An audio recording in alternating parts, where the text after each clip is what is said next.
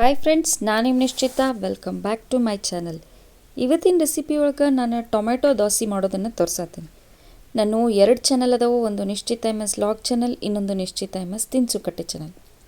2 ಚಾನಲ್ನ ಸಬ್ಸ್ಕ್ರೈಬ್ ಮಾಡ್ಕೊಂಡು ವೀಡಿಯೋಸ್ನ ನೋಡಿರಿ, ಶೇರ್ ಮಾಡಿರಿ, ಲೈಕ್ ಮಾಡಿರಿ.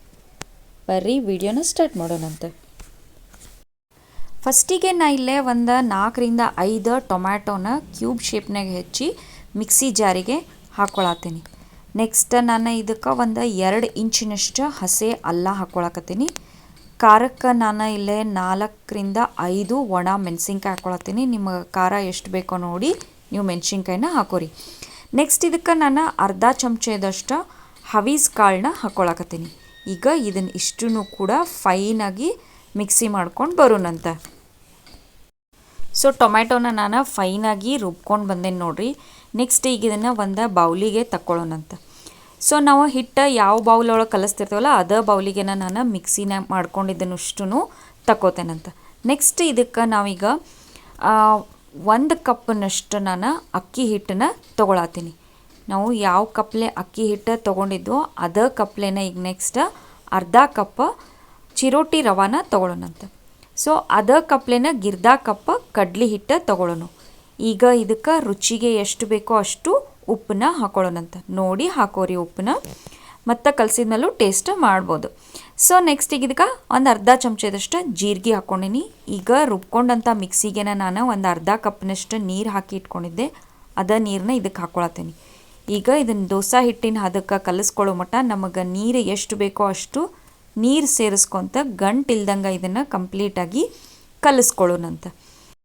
ಹಿಟ್ಟನ್ನ ಕಲಿಸ್ಕೊಂಡೇನಿ ನೋಡ್ರಿ. ನಾನು ಈ ಹದಕ್ಕೆ ಐತಿಗಿದ ಈಗ ಒಂದು 10 ರಿಂದ 15 ನಿಮಿಷ ಇದನ್ನು ನೆನೆಯೋಕೆ ಇಡೋಣಂತ. ಅಂದ್ರೆ ರವೆ ಅಷ್ಟು ನೆನೆದು ಪರ್ಫೆಕ್ಟಾಗಿ ದೋಸೆ ಬರ್ತಾವೆ. ಸೊ ಒಂದು 10 ರಿಂದ 15 ನಿಮಿಷ ಇದನ್ನು ನೆನೆಸ್ಕೊಳ್ಳೋನು ಬರ್ರಿ.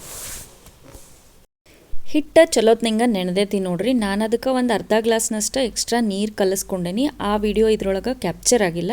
ಸೊ ತವಾನು ಚಲೋತ್ನಂಗೆ ಕಾದತಿ. ಈಗ ನಾನು ತವಾ ಮೇಲೆ ಒಂಚೂರು ನೀರನ್ನ ಸಿಂಪಡಿಸ್ಕೊಂಡು ಅದನ್ನು ಒಂದು ಕಾಟನ್ ಅರ್ಬಿಲೆ ಒರೆಸ್ಕೊತೇನಂತ.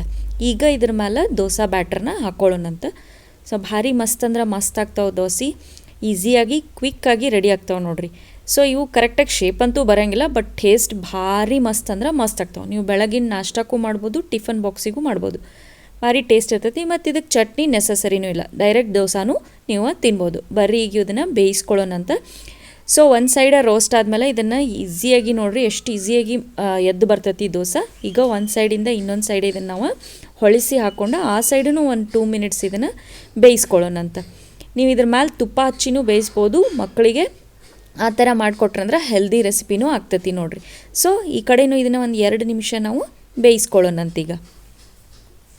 ದೋಸೆನ ಹೊಳ್ಸಿದ ಮೇಲೆ ಭಾಳೊತ್ತೇನು ಬೇಯಿಸ್ಕೊಳ್ಳೋದು ಬೇಡ, ಜಸ್ಟ್ ಒಂದು 2 ಸೆಕೆಂಡ್ಸ್ ಅಷ್ಟೇ ಬೇಯಿಸ್ಕೊಂಡ್ವಿ ಅಂದ್ರೆ ಬೆಂದ್ಬಿಟ್ಟಿರ್ತೈತಿ. ಸೊ ನೋಡಿರಿ ಟೊಮೆಟೊ ದೋಸೆ ರೆಡಿ ಆಗೈತಿ. ನಾನು ಇದೇ ಥರ ಇನ್ನೊಂದು 4-5 ದೋಸೆನ ರೆಡಿ ಮಾಡಿಕೊಂಡು ನಿಮ್ಗೆ ಸಿಗ್ತೇನಂತ. ಸೊ ಫ್ರೆಂಡ್ಸ್, ನಾನು ಮಾಡಿದಂಥ ಟೊಮೆಟೊ ದೋಸೆ ನೋಡಿರಿ ರೆಡಿ ಆಗ್ಯಾವು. ನೀವು ಮನೆ ಒಳಗೆ ಮಾಡಿರಿ, ಹೆಂಗಿತ್ತಂತ ಹೇಳಿ ನಂಗೆ ಕಮೆಂಟ್ ಸೆಕ್ಷನ್ನಾಗ ತಿಳಿಸ್ರಿ. ನಾನು 2 ಚಾನಲ್ನು ಸಬ್ಸ್ಕ್ರೈಬ್ ಮಾಡ್ಕೊಂಡು ವೀಡಿಯೋಸ್ನ ನೋಡಿರಿ, ಶೇರ್ ಮಾಡಿರಿ, ಲೈಕ್ ಮಾಡಿರಿ. ನೀವು ನನ್ನ ವೀಡಿಯೋಸ್ನ ಲೈಕ್ ಮಾಡೋದ್ರಿಂದ ನನ್ನ ವೀಡಿಯೋಸ ಭಾಳಷ್ಟು ಜನರ ಮಟ್ಟ ರೀಚ್ ಆಗ್ತಾವೆ ನೋಡಿರಿ. ನನಗೆ ಸಪೋರ್ಟ್ ಮಾಡಿರಿ. Thank you.